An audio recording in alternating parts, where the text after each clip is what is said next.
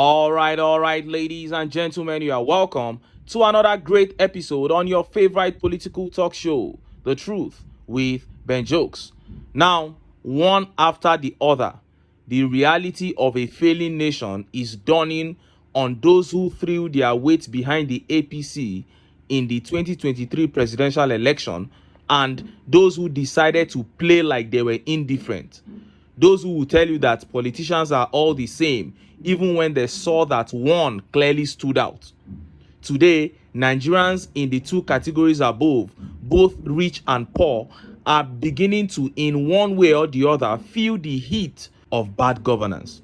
For the poor who supported APC, frustration has become a constant companion. Some of them hunger permanently in their abode, not to mention those who have passed on, paid the ultimate price due to the inability to afford common malaria and typhoid medication because of pharmaceutical companies that closed their businesses and dumped Nigeria due to bad government policies. The rich in that category who didn't get government contracts have seen their business growth stunted and their wealth come under attack. First, it was business mogul Aliko Dangote who cried out over how this administration frustrated his refinery business, a period that saw his ranking drop from #1 spot on the richest men in Africa ranking. Today, it is businessman and owner of United Bank of Africa, UBA, Tony Elumelu, who has now fallen out heavily with Tinubu to the point that he is now challenging this government to tell Nigerians the truth. Tony Elumelu is directly placing on this administration one of the worst allegations that the citizen of any country could lay on the government. Worse still, Elumelu quoted, though non-verbatim, a video of Peter Obi while laying the allegation on Tinubu. Before I show you Elumelu's allegation and how Nigerians reacted, let me quickly show you this update. 2 days ago, Governor Seyi Makinde of Oyo State came out and exposed this administration. He said Tinubu never gave 570 billion naira to state governors to alleviate the poverty in the states as he claimed. Today, another revelation is being made. Look at how the papers reported it. Abia state government becomes third Nigerian state to deny receiving Tinubu's 20 trucks of rice. The Abia state government has denied receiving 20 trucks of rice as palliatives from the Nigerian government under the leadership of Bola Tinubu. According to Prince Oke Kanu, the State Commissioner for Information, no palliative has arrived in the state and there has been no communication from the federal government regarding any such assistance. We don't deal with rumors and speculations. There has been a way the federal government communicates with us when it has to do with palliatives, and no such message has come from the federal government, he said. When asked if it wouldn't be prudent for the government to establish communication with the federal government regarding the matter, the commissioner responded that it was not necessary to do so. There is no point for us to be wasting our time looking for where to verify the news. If the news was authentic, we could have gotten the message as a government straight from the federal government. No such thing happened, he added. The Bola Tinubu-led Nigerian government recently announced that it had distributed 20 trucks of rice to each state in the country in a bid to cushion the effect of food inflation and rising general inflation. The development had earlier, however, stirred controversies, with two states, Edo and Adamawa, coming out to deny that they received such rice. The Edo state government did not receive any rice from the federal government or Aliko Dangote Foundation. Mind you, Tinubu did not mention in his speech on Sunday that rice was given to any of the states. It may be that it is still in the offing, because if he sent 20 trucks of rice to Edo State, which ministry did it go through? Which ministry or agency received it in Edo? He said this in reaction to reported claims by Adams Oshomole that the state government received rice from the federal government. Can you imagine the kind of nonsense that is going on in this country? What is wrong with these APC people? Oshomole went and sat down on a rice, said they have given rice, 20 trucks of rice. Minister of Information said they have given 20 trucks of rice. Essay on the economy said they've given 20 trucks of rice. Meanwhile, all na lie. And look at how Nigerians reacted. Let's take some of the tweet reactions. This tweet here by Mazi says, the government of optical illusion. The more you look, the less you see. The only ones who subscribe to the lies are the Ronu touts on this app. You can't blame them because they are born mugus. I'm telling you. And this tweet here by Tony Aja says, even under this rice-socratic government, the rice na still audio rice. That is it. Rice is the only response they have to any complaint raised by the people, yet they can't supply the rice. And this tweet here by Farmers of Thought says, some governors, they fear to voice out. Some are not just talking. None of them received. And this tweet by Dakbo says, the governor should be patient. It will still come as the truck broke down along the road. Dakbo is being sarcastic here. And this tweet here by Mastermind says, APC and lies, you can't use propaganda to rule the nation of hungry and angry people. It's as simple as that.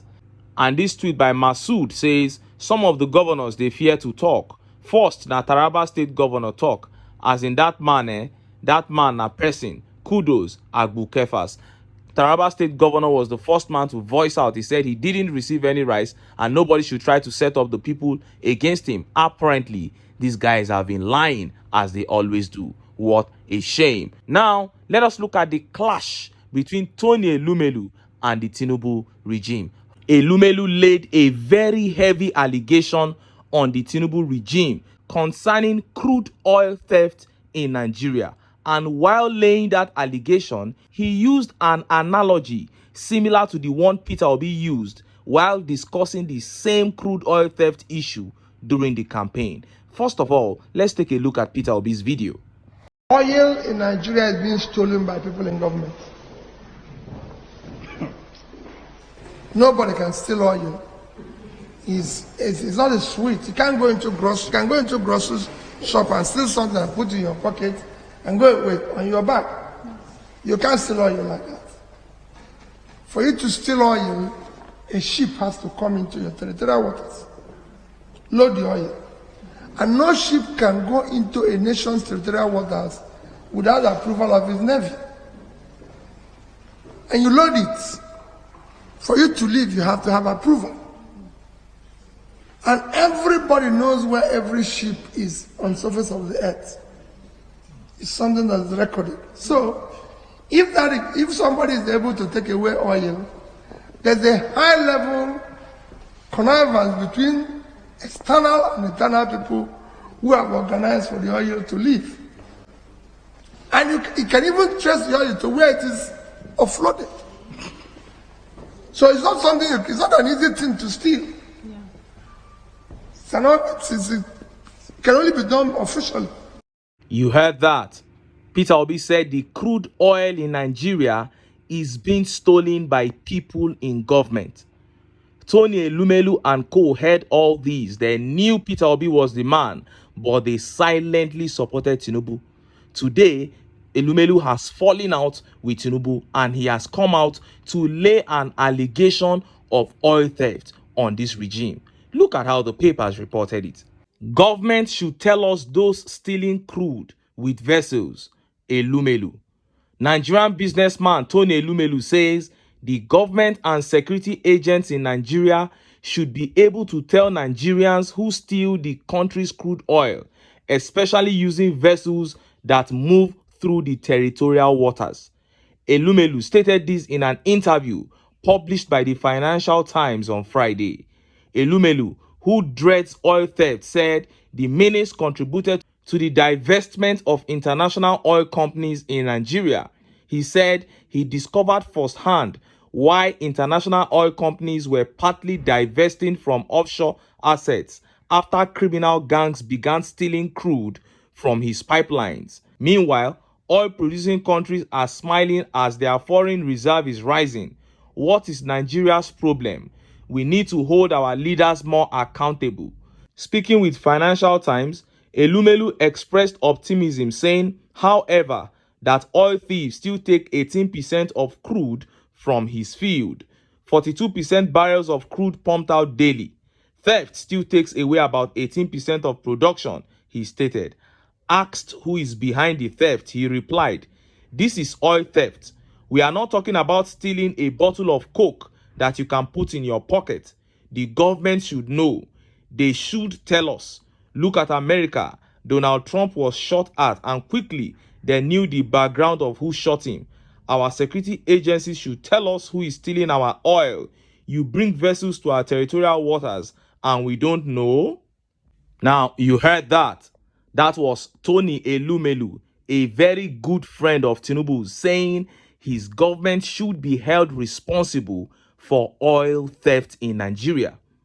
And the stealing of a bottle of Coke analogy that he used was straight from Peter Obi's stealing of sweet analogy in that video. What could be the issue between Elumelu and his good friend Tinubu? Slowly, all the alliances that brought about this disaster of a regime will break. And look at how Nigerians reacted. Let's take some of the tweet reactions.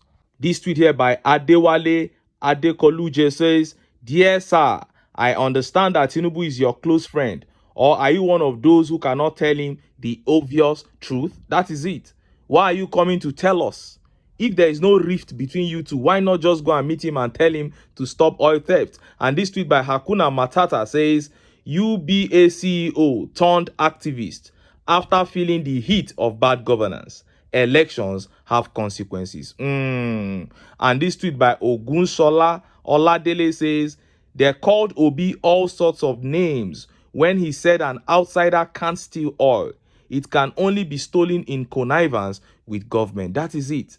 When Obi broke it down bit by bit, how it is the Nigerian government that is stealing Nigeria's crude oil and how it is security forces and people in power that are running this show, some Nigerians came and said this man talks too much, he's assuming because he wants power. Now it is becoming clear. And when you watch that video, to come out and say that he was just talking means you have an empty head, because he broke it down in a way that every normal human being should be able to understand. This is a high level operation. A ship is not a candy, it's not a bottle of Coke that you can just bring into Nigeria and take out like that. It is impossible.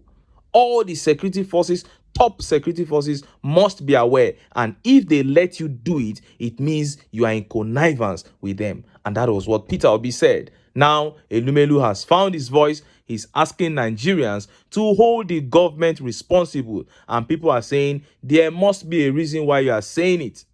Maybe you don't find one thing where you serve no get. That is Nigeria. All man to himself. Everybody is looking for how to amass wealth. And this is the reason why this country has become so bad for all of us. Until we jettison this kind of attitude and begin to think of how we can have a nation that we can call home, a nation that everybody can enjoy. Until we do that, we will continue to go back and forth, not seeing any progress. But that is not even possible with the APC. For us to start building a nation, we must first get these guys out of power. But until then, make I still enter town. Make I go get some ogbonge political news where una go like. Why? Because of una. Now I dey here, so don't go away.